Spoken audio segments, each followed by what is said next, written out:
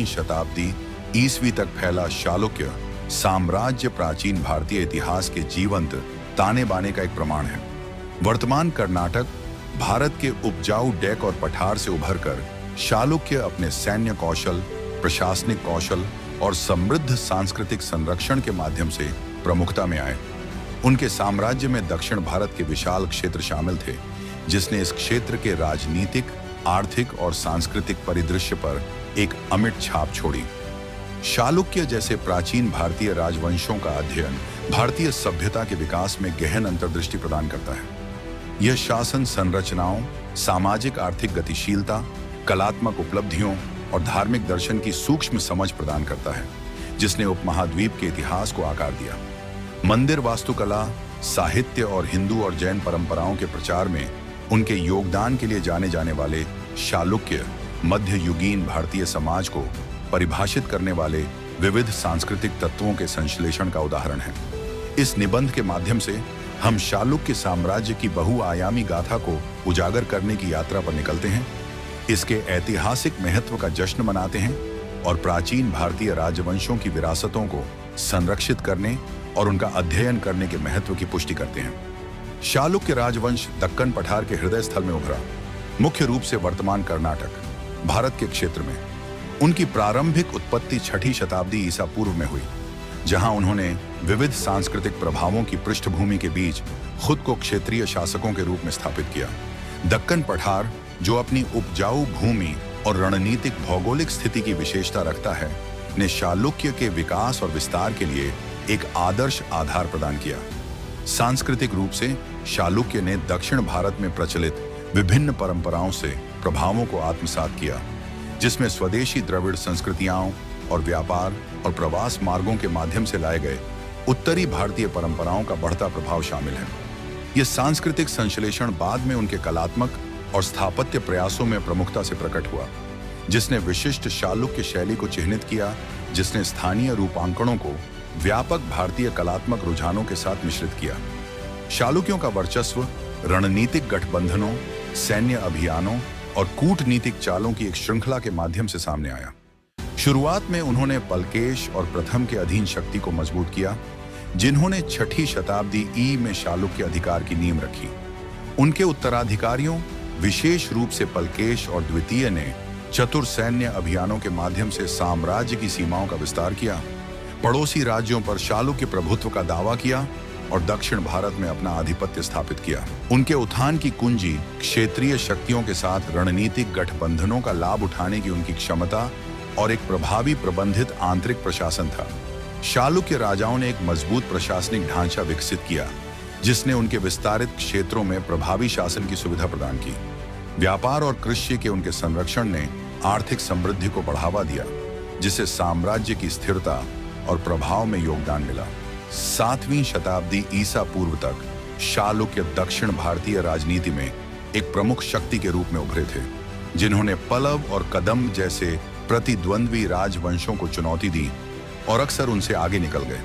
उनके राजधानी शहर, जिनमें बौतामी और बाद में कल्याणी शामिल थे, राजनीतिक शक्ति और सांस्कृतिक उत्कर्ष के केंद्र बन गए, जिन्होंने पूरे उपमहाद्वीप से विद्वानों, कलाकारों और व्यापारियों को आकर्षित किया।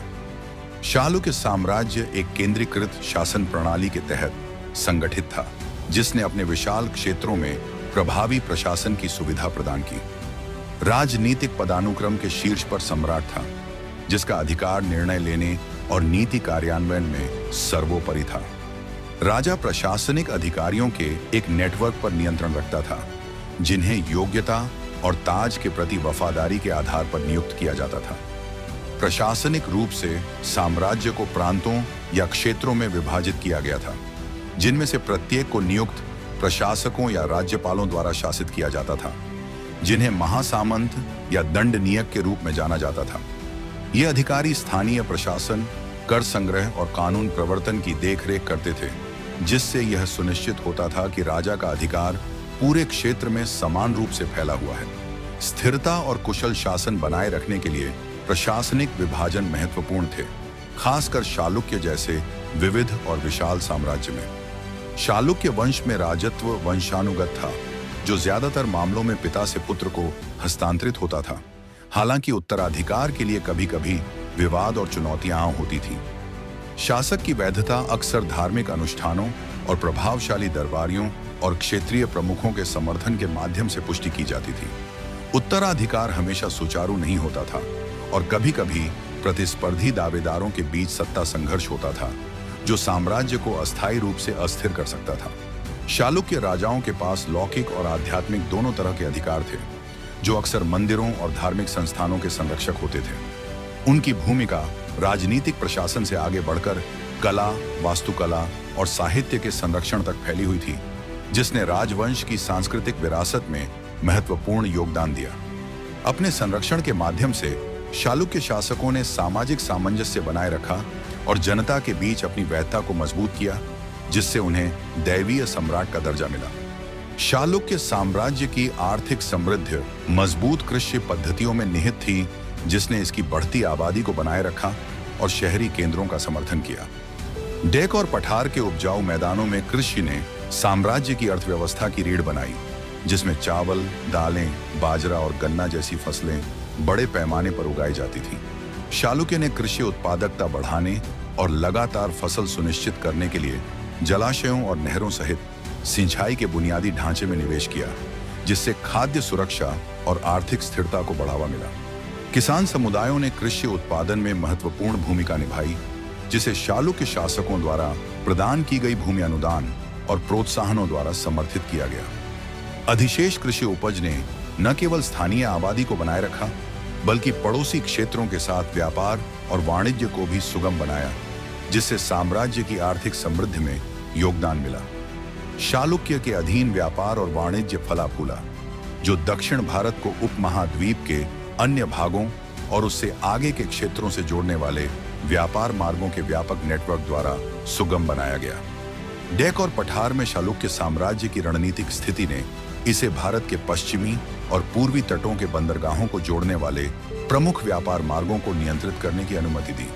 इन व्यापार मार्गों ने मसालों, वस्त्रों, रत्नों और कीमती धातुओं जैसे सामानों के आदान प्रदान की सुविधा प्रदान की, जिससे साम्राज्य के भीतर शहरी केंद्रों और ग्रामीण अर्थव्यवस्थाओं दोनों को समृद्ध किया गया।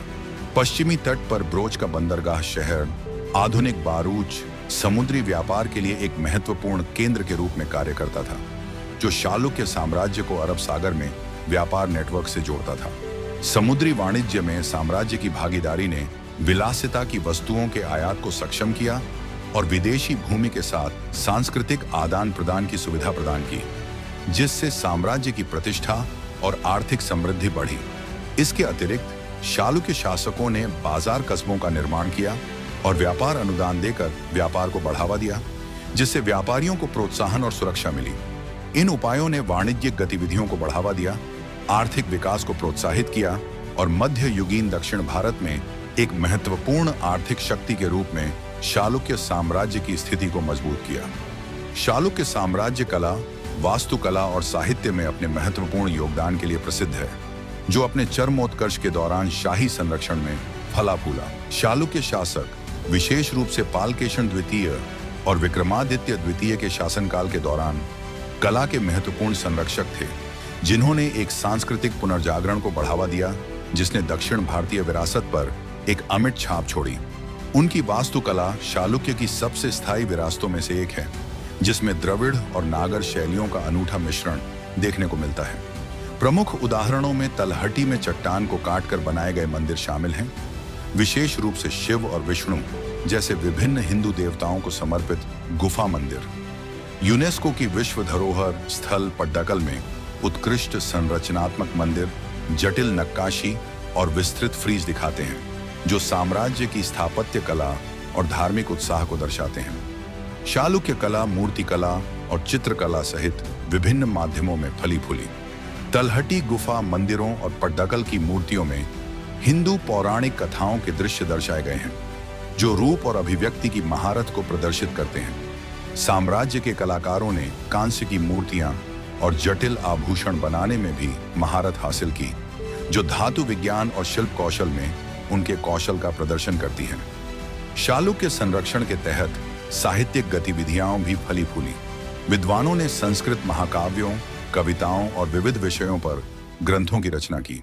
विक्रमादित्य द्वितीय का दरबार विशेष रूप से साहित्यिक उत्कृष्टता का केंद्र बन गया, जिसने प्रसिद्ध कवियों और विद्वानों को आकर्षित किया, जिन्होंने संस्कृत साहित्य को समृद्ध करने वाली स्थायी रचनाएं लिखी। हिंदू धर्म और जैन धर्म ने चालुक्य संस्कृति पर गहरा प्रभाव डाला। धार्मिक प्रथाओं, कलात्मक अभिव्यक्ति और सामाजिक मानदंडों को आकार दिया। चालुक्य शासक हिंदू और जैन दोनों धर्मों के कट्टर संरक्षक थे। धार्मिक सहिष्णुता को बढ़ावा देते हुए विभिन्न देवताओं और जैन तीर्थंकरों को समर्पित मंदिरों और मठ परिसरों के निर्माण को प्रोत्साहित करते थे। चालुक्य के अधीन हिंदू मंदिर धार्मिक पूजा और सांस्कृतिक अभिव्यक्ति के केंद्र के रूप में कार्य करते थे। इन मंदिरों की वास्तुकला, जिसमें जटिल नक्काशी, ऊंचे वामन और अलंकृत मंडप शामिल हैं, शिव, विष्णु और उनके अवतार जैसे हिंदू देवी देवताओं के प्रति भक्ति को दर्शाती है। पाटकल में स्थित तलहटी गुफा मंदिर और विरूपाक्ष मंदिर आध्यात्मिक प्रतीकवाद और कलात्मक भव्यता का मिश्रण प्रस्तुत करते हैं, जो तीर्थ यात्रियों और कारीगरों दोनों को आकर्षित करते हैं।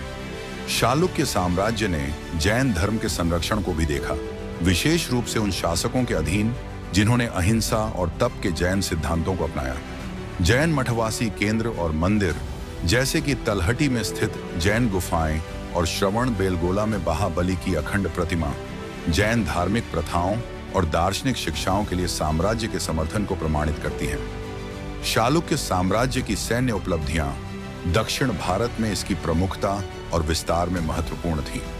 साम्राज्य ने प्रतिद्वंद्वी राजवंशों पर अपना प्रभुत्व स्थापित करने और अपनी क्षेत्रीय संपत्ति का विस्तार करने के लिए रणनीतिक गठबंधनों, कूटनीतिक युद्धाभ्यासों और अभिनव सैन्य रणनीति का उपयोग किया। चालुक्य द्वारा नियोजित प्रमुख सैन्य रणनीतियों में से एक पड़ोसी राज्यों और क्षेत्रीय शक्तियों के साथ रणनीतिक गठबंधनों की स्थापना थी।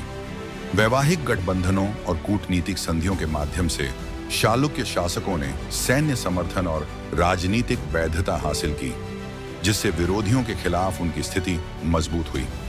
सैन्य रणनीति के संदर्भ में चालुक्य आक्रामक और रक्षात्मक दोनों रणनीतियों में माहिर थे। उन्होंने युद्ध में घुड़सवार सेना, पैदल सेना और रथों का इस्तेमाल किया। इलाके और दुश्मन की ताकत के आधार पर अपनी रणनीति को अपनाया। घेराबंदी युद्ध भी एक आम रणनीति थी, जिसका उपयोग किलेबंद शहरों और गढ़ों पर कब्जा करने के लिए किया जाता था।